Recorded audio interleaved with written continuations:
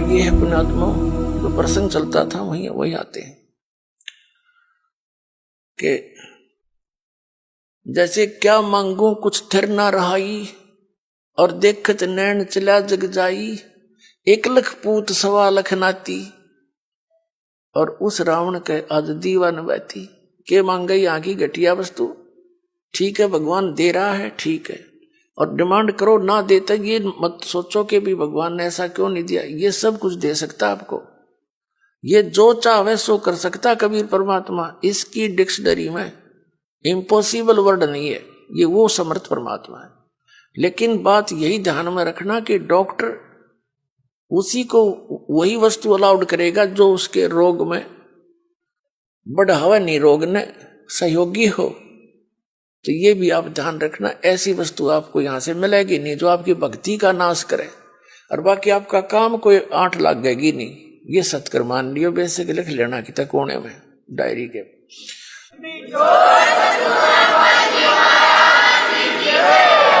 तो क्या बताते हैं कि दुविधा चतुराई, दुविधा दुर्मति चतुराई में जन्म गया नर तोरा रे, और अब भी आन मिलो सत्संग में, और करो गुरु ज्ञान पे गौरा रे।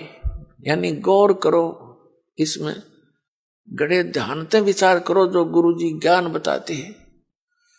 फिर बताते हैं कि शरण पड़े को गुरु संभाले, जान के बालक भोला रे, और कह कबीर तुम चरण चित राखो, ज्यों सुई में डोरा रे। जैसे सुई में धागा डाल देते हैं और नीचे गांठ लगा देते हैं, धागा उस सुई का लटकता रहता है, उसके ऐसे चिपटा रहता है, उससे दूर नहीं हो सकता, उसको साथ साथ ले जाएंगे, साथ लटकता जाएगा। कहते हैं शरण पड़े को गुरु संभाले, जान के बालक भोला रे। पुणात्माओं, जैसे जितने भी दास ने बहुत इतिहास दिखाए नकली ऋषि में ऋषियों के संतों के, सभी का विधान है कि जो कर्म में भाग में लिखा है वो तो आपने भोगना ही पड़ेगा। भाग्य में जो लिखा है उसको प्रारब्ध कहते हैं, प्रारब्ध। अब प्रारब्ध में हमने जो दुख भोगने पड़ेंगे, फिर भक्ति की आवश्यकता क्या है? कौन करेगा भक्ति? 1-2 चोटी सी लाग जब आदमी फूक देगा ठाके सारी मूर्तियां नरुन फोटुआ ने, तो क्या कैसे भक्ति कर सकता है? दिल टूट जाता प्राणी का। भक्ति करने की उत्साह तभी बनता है जब आदमी आने वाली आपदा का पता लग जाता कि ऐसा होना था, और फिर एकदम परमात्मा उस बला को टाल देगा आपकी, और आपको महसूस भी होगा सचमुच आज शरण में ना होते थे या बिजली गिर गई थी, तो फिर दूनी रुचि बनेगी भक्ति में। तो क्या बताते हैं कि जब तक आप गुरु की शरण में नहीं आते तो तब तक आप बालक थे, भोले बालक थे। और छोटा बच्चा अबोधपने में जैसे पालने में लेटा है बच्चा, बेटा या बेटी, और टट्टी पेशाब कर दिया कपड़ों में ही, और हाथ पैर मार के सारे कपड़े भी खराब, पैर पूर भी लथेड़ लिया लपट के टट्टी में, और फिर रोने लगता है, तो माता समझ जाती है कि इसने कोई भूख लगी होगी। वो जाती है उसको संभालने के लिए, तो क्या देखती है? सारे कपड़े भी खराब कर रखे, टट्टी भी कर रखी, पेशाब भी कर रखे। तो उसने बालक बुरा नहीं लगता, उसको पता है, इसने पता को नहीं, ज्ञान है माने कि इसको पता नहीं बालक से, उसको ऊपर कोई दोष नहीं, कोई क्रोध नहीं करती। उन्हें उठावेगी, धोवेगी, मांजेगी खूब अच्छी तरह, कपड़े धोकर सुखावेगी, नए पर आवेगी, और छाती के लावेगी, फिर लाड करेगी, दूध पिलावेगी। तो आज जब तक इस शरण में नहीं आते परमात्मा कबीर जी की में, आप ऐसे बच्चे हो, और अनजानपने में ना जाने कितनी गलती करके आप कति छिड़ गए, उसमें लथड़े पड़े हो। लेकिन कहते हैं शरण पड़े को गुरु संभाले, और जान का बालक भोला रे, कहे कबीर तुम चरण चित राखो, ज्यों सुई में डोरा रे। आपका इतना काम है।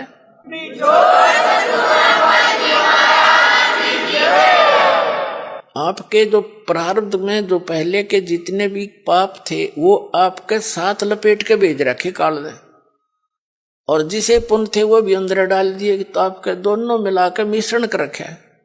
तो अब परमात्मा आपके उन पापों को धोएगा सारा ने, और फिर आपको समझ कर लेगा, और समझ करके फिर सीने का लगाओगा और सतलोक में ले जाकर दूध पियाओगा, यानी वहां सदा सुखी कर देगा आपको।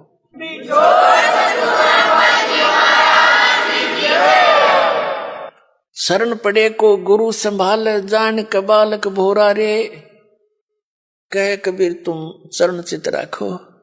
फिर आपका कर्तव्य बताया कबीर साहब ने, आप भी अपने गुरु जी से ऐसा अभेद संबंध कर लो, मन में दोष नहीं आवे।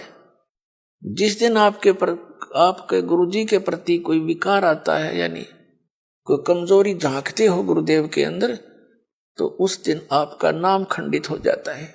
और काल यही चाहता है कि ये एक बार संत से इसका कनेक्शन कट जा, फिर यो कितना धक्के खाए जाइयो, कहीं तेरा लंबा चौड़ा का क्षेत्र है इसका, तो फिर इसको यही उलझा कर मार देता है। तो परमात्मा कहते हैं द्वार धनी के पड़ा रहे, धक्के धनी के खावे, 100 काल जगजोल ही पर द्वार छोड़ नहीं जावे। एक ये फाइनल फार्मूला है इस भक्ति मार्ग में।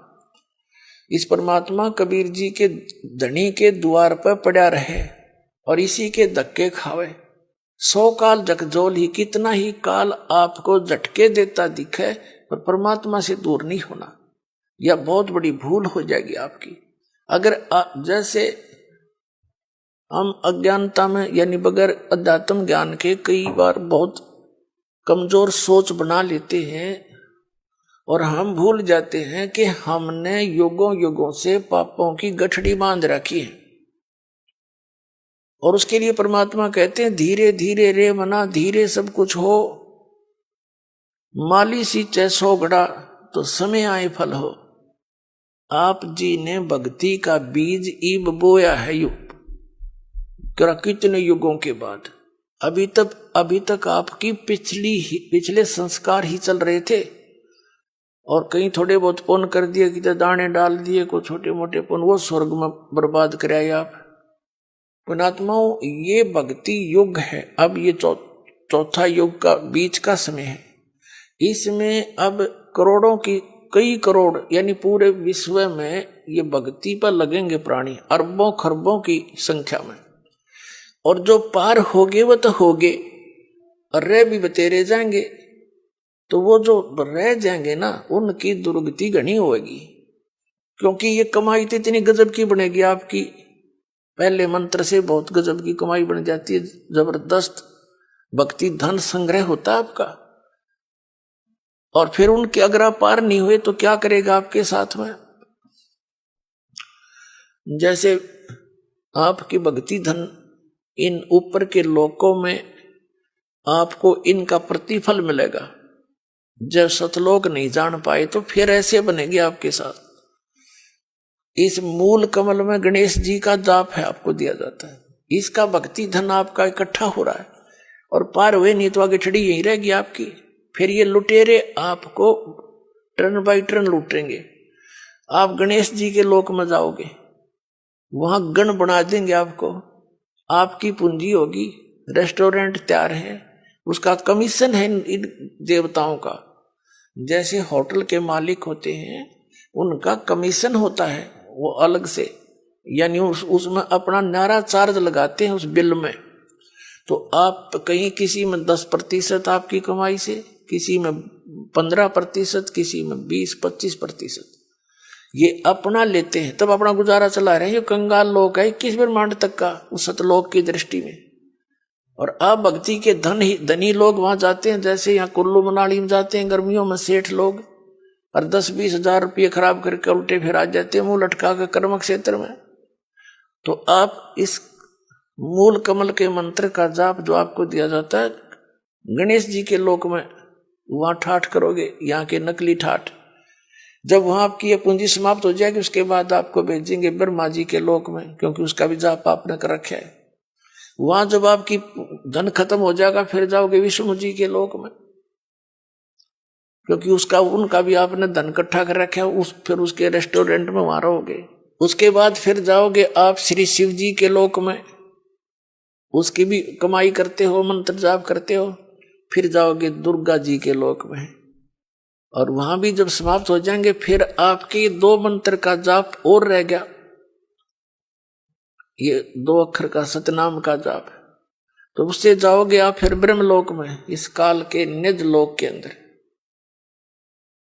वहां कोई हजारों युगों तक आप उस ब्रह्मलोक में रहोगे।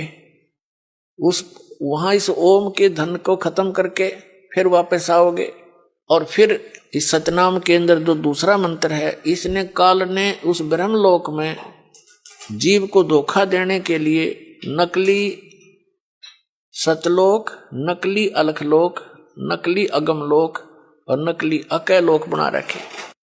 तो उस पूंजी को फिर ये आपकी वहां बर्बाद कराओगा। फिर रह गया आपका जिसको सार नाम प्राप्त हो गया है और वो पार नहीं हुआ। जरूरी नहीं कि सार नाम मिलते ही पार हो जाओगे, ये तो परमात्मा ने कहा है, राम नाम रटते रहो, राम नाम रटते रहो, जब तक घट में प्राणे, भाई कभू तो दीन दयाल के भनक पड़ेगी कान। परमात्मा कबीर जी कहते हैं, पाकी खेती देख के गर्भियो मत किसान, अब हूँ झोले बहुत हैं, घर आ ले तब जाने। कहते हैं इस या पाकी खेती देख के खेत में अभिमान ना करना किसान, अभी तक बहुत झाड़ या आंधी वर्षा ओले आंधी तूफान शेष है, ना जाने की बिजली पड़ जा, तेरे घर आ ले जब मानिए तेरे धन तेरे घर आ गया। इसलिए बताते हैं कि ये ना समझना सार नाम मिल गया तुम पारे होगे। सार नाम की कमाई और मर्यादा में अंतिम श्वास तक करते हुए, और एक विशेष कसक बनाओ सतलोक में जान की, तब वहां जाओगे। जा आशा तांबासा होई, मन कर्म वचन सुमरियो सोई।